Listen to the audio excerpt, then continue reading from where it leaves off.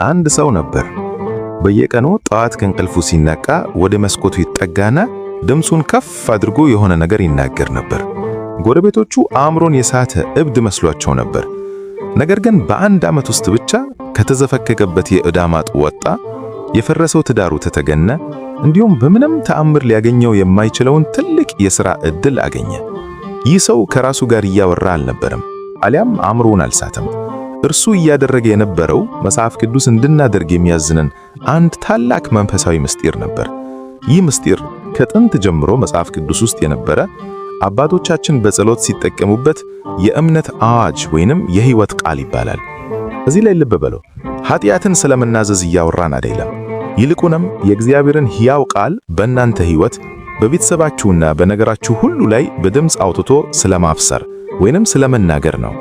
ወደ ሮሜ ሰዎች ምዕራፍ 10 ቁጥር 17 ላይ እምነት ከመስማት ነው፣ መስማትም ከእግዚአብሔር ቃል ነው ይላል።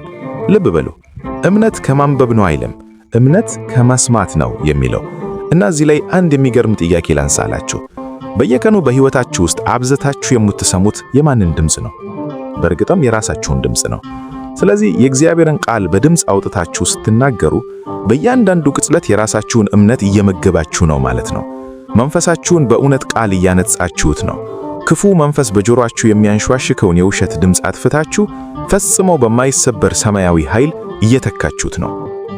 እስኪ ይህን ታሪክ አብረን እናስበው። በኦሪት ዘኍልቍ ምዕራፍ 13 ላይ ሊቀ ነቢያት ሙሴ 12 ሰዓሊዎችን ወደ ተስፋይቱ ምድር ላከ። 12ቱም የሄዱት ወደ አንድ ምድር ነው። ያዩትም አንድ አይነት ግዙፍ ፈተና ነው። የተሰጣቸውም ተልእኮው አንድ ነበር። ነገር ግን ከ12ቱ 10ሩ ተመልሰው ሲመቱ ምን አሉ? በራሳችን ዓይን ስናይ እንዳንበጣ ነበርና አሉ። አንበጣ! በራሳቸው አንደበት በራሳቸው ላይ የሽንፈት ቃል አወጁ። እናም ያገኙት ያንኑ የተናገሩትን ነበር። ያችን የተስፋ ምድር ፈጽሞ አልረገጧትም። ነገር ግን ካሌብ አፉን ከፍቶ የተለየ የድል ቃል ተናገረ።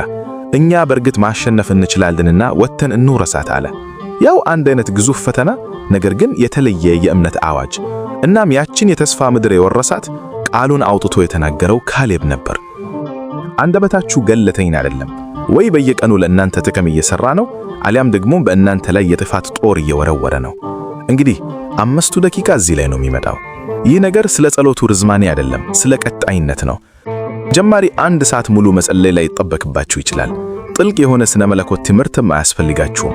የሚያስፈልጋችሁ ነገር ቢኖር የተሰበሰበች 5 ደቂቃና ቃሉን ለመናገር የተከፈተ አንደበት ብቻ ነው። በተግባር ሲታይ እንዲህ ነው። ጠዋት ከእንቅልፋችሁ ትነቃላችሁ፣ ከአልጋችሁ ላይ ቁጭ ትላላችሁ። እናም ዓለም በጫጫታዋ አንድም ቃል ወደ ጆሮአችሁ ከማስገባቷ በፊት እናንተ ትናገራላችሁ። እግዚአብሔር ብርሃኔና መድኃኒቴ ነው፣ ሚያስፈራኝ ማን ነው ብላችሁ ከመዝሙረ ዳዊት መዝሙር 27 ቁጥር 1 ላይ ያለውን ቃል በድምፅ አውጥታችሁ ልክ ቃሉ የራሳችሁ ሆኖ እንደሆነ በእርግጠኝነት ትናገራላችሁ። ምክንያቱም በእርግጥም ቃሉ የእናንተ ነውና። ይህ እውነት እንዲሆን ተስፋ እያደረጋችሁ አይደለም፣ ይልቁንም እውነት መሆኑን እያወጃችሁ ነው። ጌታችን መድኃኒታችን ኢየሱስ ክርስቶስ በገዳመ ቆሮንቶስ ያደረገው ልክ እንዲህ ነው። ዲያብሎስ በበረሃ 3 ጊዜ ሊፈትነው ሲመጣ ጌታችን አልተከራከረም፣ አልተሟገተም፣ መልስ ፈልጋም ወደ ሌላ ቦታ አልሄደም። በእያንዳንዱ የፈተና ጊዜ አፉን ከፍቶ የተናገረው አንድ ነገር ነበር፣ ተብሎ ተጽፏል በማለት ነው። በማቴዎስ ወንጌል ምዕራፍ 4 ላይ 3 ጥቃቶች መጡ። እርሱም 3 ጊዜ እግዚአብሔርን ቃል ተናገረ፣ ዲያብሎስም ትቶት ሄደ። እንግዲህ ለሕይወታችሁ ትልቁ የድል መንገድ ይህ ነው። ጭንቀትና ፍርሃት ወደ ሕይወታችሁ ሲመጣ እግዚአብሔር የኃይልና የፍቅር መንፈስ እንጂ የፍርሃት መንፈስ አልሰጠንም ተብሎ በሁለተኛ ጢሞቴዎስ ምዕራፍ 1 ቁጥር 7 ላይ ተጽፏል በሉ። ማጣትና ችግር ሲገጥማችሁ አምላኬም እንደ ባለጠግነቱ መጠን የሚያስፈልጋችሁን ሁሉ ይሞላባችኋል ተብሎ በፊልጵስዩስ ምዕራፍ 4 ቁጥር 19 ላይ ተጽፏል በሉ። ራሳችሁን ዝቅ አድርጋችሁ ስትመለከቱና ተስፋ ስትቆርጡም ግሩምና ድንቅ ሆኜ ተፈጥሬያለሁና አመሰግንሃለሁ ተብሎ በመዝሙረ ዳዊት መዝሙር 139 ቁጥር 14 ላይ ተጽፏል በሉ። ይህንን የምትሉት የእግዚአብሔርን ለማሰመን አይደለም። እግዚአብሔርስ እውነቱን አስቀድሞ ያውቃል። ይህንን የምትናገሩት ራሳችሁን ለማሰመንና ጠላት ዲያብሎስ የትኛውን የሕይወታችሁን ክልል መንካት እንደማይችል በኃይል ለማስጠንቀቅ ነው። እስኪ ይህንን ደስ የሚል ቃል ልንገራችሁ።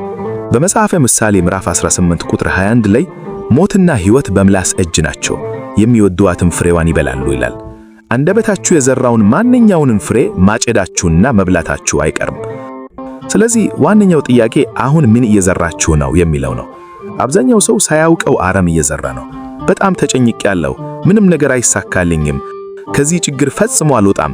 እመኑኝ፣ ይህ ትህትና አይደለም፣ ይህ መገር ነው። የዘራችሁትን መብላታችሁ አይቀርም። ነገር ግን እስኪ ይህንን ገልብጡት። በቀን 5 ደቂቃ ብቻ እኔ የተባረኩ ነኝ፣ እግዚአብሔር ይህንን ፈተና ወደ በጎ እየቀየረው ነው፣ በሞገስ እመላለሳለሁ ብላችሁ አውጁ። ያኔ ፈጽሞ የተለየ ዘር እየዘራችሁ ነው። እናም ከመገሩ ወቅት በፊት ተስፋ ቆርታችሁ ካላቆማችሁ መልካሙ ፍሬ መምጣቱም አይቀርም ነው። እንግዲህ ነገ ጠዋት ስትነቁ የምትጀምሯቸው 3 ንግግሮችን ነው። አንደኛ፣ እኔ ራስ ሆናለሁ እንጂ ጅራት አልሆንም። ሁልጊዜም በላይ ሆናለሁ እንጂ በታች አልሆንም። ኦሪት ዘዳግም ምዕራፍ 28 ቁጥር 13። ሁለተኛ፣ በእግዚአብሔር ዘንድ የሚሳነው ነገር የለምና የሉቃስ ወንጌል ምዕራፍ 1 ቁጥር 37። ሶስተኛ፣ እኖራለሁ እንጂ አልሞትም፣ የእግዚአብሔርንም ሥራ እናገራለሁ። መዝሙረ ዳዊት መዝሙር 118 ቁጥር 17። ይህንን ለማድረግ የሚያስፈልገው 5 ደቂቃ 3 ጥቅስ ብቻ። በእርግጥም ያ ብቻ ነው የሚያስፈልገው። ስለዚህ የነገው ታላቅ የቤት ሥራችሁ ይህ ነው። ነገ ጠዋት እግራችሁ መሬት ከመንካቱ በፊት አፋችሁን ክፈቱና የእግዚአብሔርን ሕያው ቃል ተናገሩ። ረጅም ስብከት አይጠበቅባችሁም። እነዚህን 3 ጥቅሶች ብቻ በልባችሁ አውጁ። 5 ደቂቃ፣ ያ ብቻ ነው። ምክንያቱም የኢያሪኮ ግንብ በአንድ ቀን አልፈረሰም፣ ነገር ግን በታቀደለት ትክክለኛ ሰዓት ፈርሷል።